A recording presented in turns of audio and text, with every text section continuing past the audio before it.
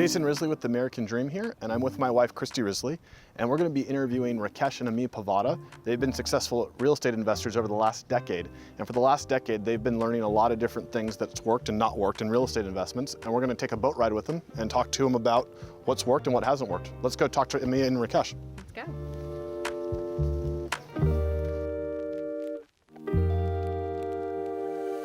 So Rakesh, tell me what got you into real estate.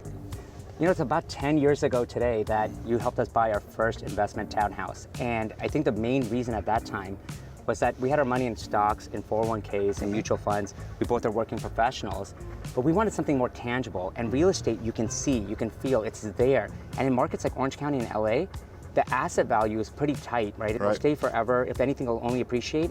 And then the rents kept going up. And so we just saw that it was a good way to diversify. And you know, since then, we've had many purchases, and it's just completely changed our lifestyle. Ami, I'd love to hear, what do you think about when you walk through a property?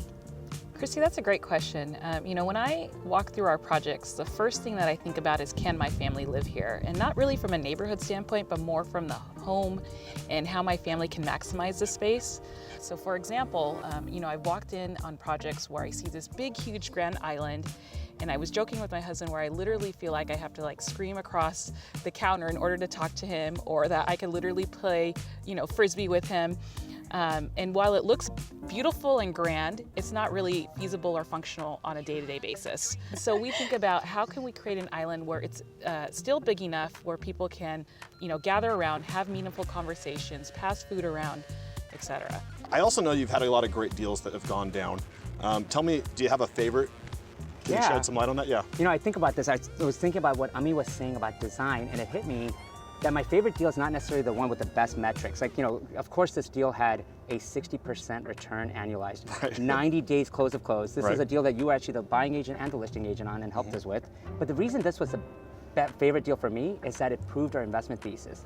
In middle of construction, while we're going through the whole process, the neighbor decides to sell their house. And it's 20% bigger. And they want the asking price that we wanted it.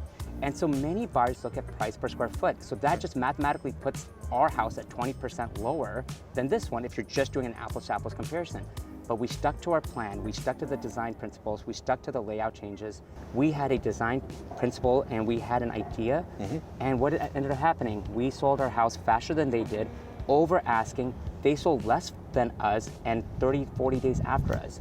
So it really proved our investment thesis, and that's why it's my favorite deal. And then as far as for you as an investor, what sort of design trends do you see looking forward? You know, right now I see a lot of developers looking at adding value to the home. So they're adding either apartments, you know, to a detached garage, or they're adding a granny flat on top.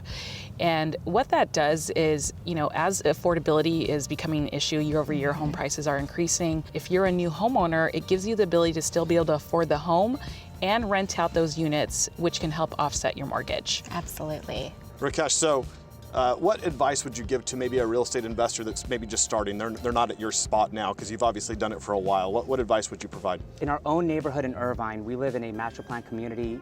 There's beautiful townhouses and condos that the association picks up all the expenses of the exterior, the roof, the gardening. They're easy investment properties to start in your own neighborhood. Buy something that you put 25% down, the rent covers your fixed expenses, and over time, rents do go up. Start with a very simple townhouse or condo, get your feet wet, and then expand every few months or every year, add another investment property. I love it, and as we kind of hinted at there, long-term rents in Southern California have averaged 4.7%. Real estate has averaged 7.3%, and quite frankly, you're making well on both of those, right? Exactly. The rent and the appreciation, both are working in tandem. Well, Ami, thank you so much for your insight and just all the wisdom you had to share for all of us. Check us out on the next segment of The American Dream, and we are out. Thank you so much for joining us.